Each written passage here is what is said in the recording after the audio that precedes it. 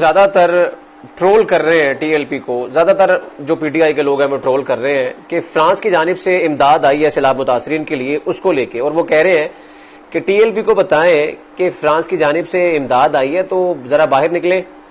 अच्छा, टीएलपी जिस मकसद के लिए बाहर निकली थी, नामूसे रिसालत के लिए, उस वक्त मैं सिर्फ उनसे ये पूछना चाहता हूं, नामूसे रिसालत क्या टीएलपी का मसला था? अगर कहीं पे गुस्ताखी हो रही है दुनिया के किसी भी कोने में, तो ये किसकी जिम्मेदारी है कि उनको शट अप कॉल दें?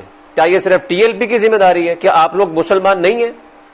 या जो उस वक्त जो हुकूमत थी, जो उसका सरबराह था, वजीर आजम या सदर था, या जो इदारे थे, क्या उनकी जिम्मेदारी नहीं थी कि वो एक शट अप कॉल दे दें किसी भी तरीके से?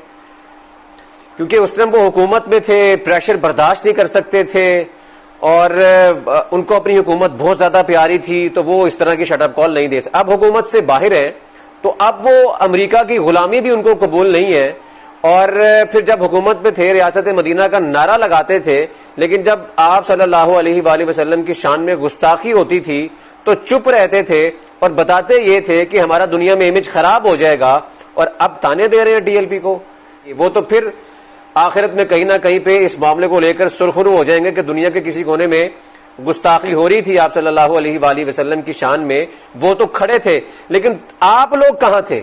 और आप लोग उस दिन तो खड़े नहीं हुए, लेकिन आज ताने मारने में सबसे आगे हैं कि भाई फ्रांस से मदद आ गई है, तो ये लोग कहां हैं? भाई ये हुकूमतों के काम है, उस वक्त भी ये हुकूमत का काम था और टीएलपी आपको जगाने के लिए सब कुछ कर रही थी और आपने किया हुआ मुआहदा उससे आप मुकर गए। और आपको पता है कितनी सख्त वईदें हैं कि अगर कोई किए हुए मुआहदे से फिर जाए तो उसके लिए क्या फरमाया गया, ये आप लोग भी जानते हैं। ये जो इमदाद आई है ये सिर्फ टीएलपी को ताने मारने तक नहीं है।